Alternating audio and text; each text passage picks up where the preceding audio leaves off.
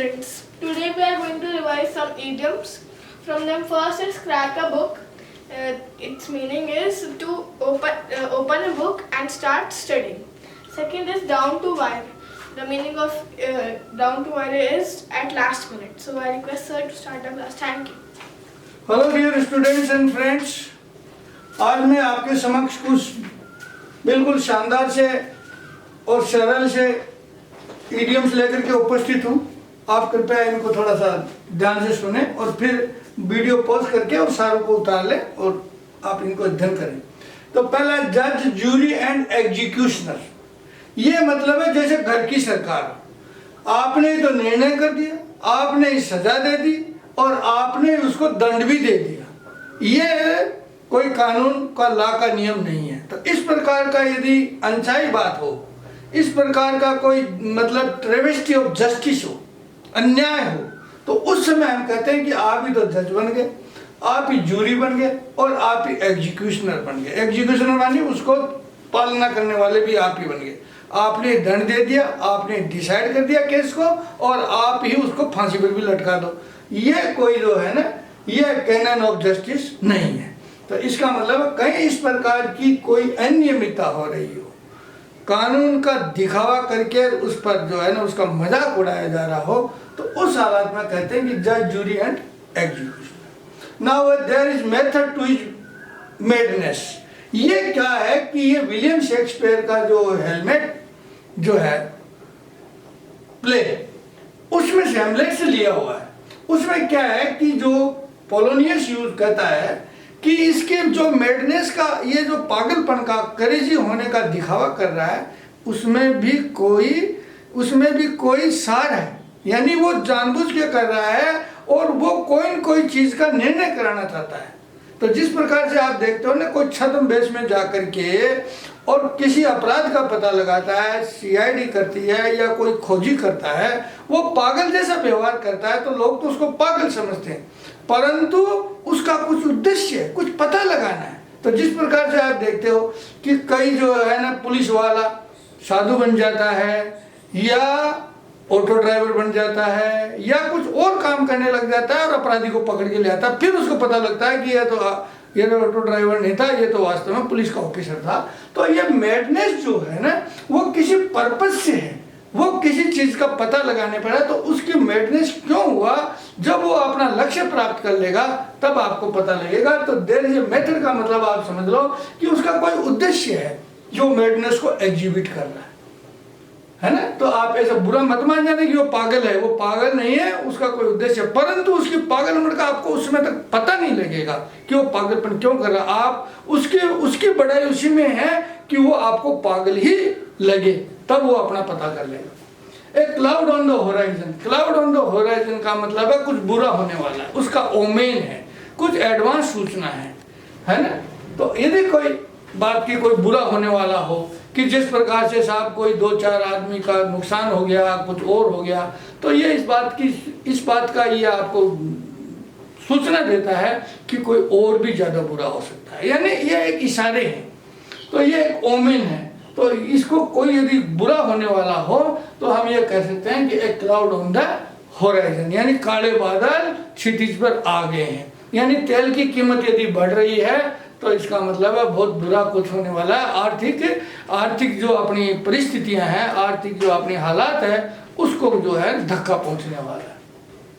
Shape it और ship out, या तो आप अच्छा व्यवहार करो, नहीं आपको निकाल दिया जाएगा।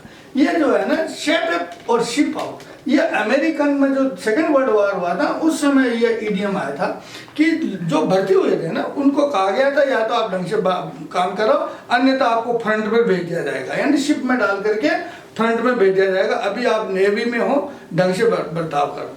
दूसरा, इसका जो फिगरेटिव मीनिंग है, अब जो हम लेंगे कि या तो आप ढंग से काम करें, otherwise you will be fired from this company, यानी आपको निकाल दिया जाएगा। तो इसका मतलब इतना सही है कि या तो आप अपना तौर तरीका बदल लो, काम करना सीख जाओ, जिस प्रकार से कंपनी में आपसे आशा की जाती है आचरण की, वो आचरण करो, अन्यथा यू विल बी फायर्ड। इसका ये हो गया। Fair weather friend, fair weather friend का मतलब है जब आपके पास धन दौलत अच्छे आपके दिन हो, आप बड़े अफसर हो, आप मंत्री हो, तो आपके जो है ना साला बनने के लिए बहुत लोग आ जाएंगे, आपकी पत्नी के बहुत धर्म भाई बन जाएंगे। पर जब आप रिटायर हो जाओगे या आपके बुरे दिन आ जाएंगे तो आपको जो है ना कोई आपके पास नहीं आएगा, है ना। ये फेयर वेदर फ्रेंड। जिस प्रकार से कि कोई सेलर है, हाँ जहाज का सेलर है, तो वो फेयर वेदर में तो जहाज चला सकता है, परंतु जो इस वेदर स्टॉर्म में हुआ तो वो उसको जहाज में एक्सीडेंट हो जाएगा। तो वो फिर वो जहाज में एक्सीडेंट हो जाता है तो वो किसको एलेज करता है? वो एलेज अपने आप को नहीं करता है, वो कहता है कि मौसम खराब हो गया था। इसी प्रकार से जो फ्रेंड थे ना फेयर वेदर में, अब जब आपके बुरे दिन आ गए या आपके अच्छे दिन नहीं हो, आपके पास उतना चाहिए वो पावर नहीं हो जिसके कि आप सब लोगों को फायदा पहुंचा सके, तो वो फिर वो क्या बहाना करेंगे? साहब मैं बीमार हो गया था, मेरी पत्नी बीमार हो गई थी, मैं वहाँ चला गया था, वहाँ चला गया था। वे फेयर वेदर फ्रेंड है ना, वो सब फिर उनको भी बहाना मिल जाएगा, यानी उनके भी कोई समुद्र में स्टॉर्म आ जाएगा। तो जिस प्रकार से जो है ना कहते हैं ना कि जब सेठ जी का कुत्ता मरा तो बहुत लोग बैठने आए, परंतु जब सेठ जी मर गए ना तो कोई बैठने नहीं आया। यानी सब जो है ना शहद, मक्खियां जो है वो शहद के पास जाती है। तो इसलिए फेयर वेदर फ्रेंड।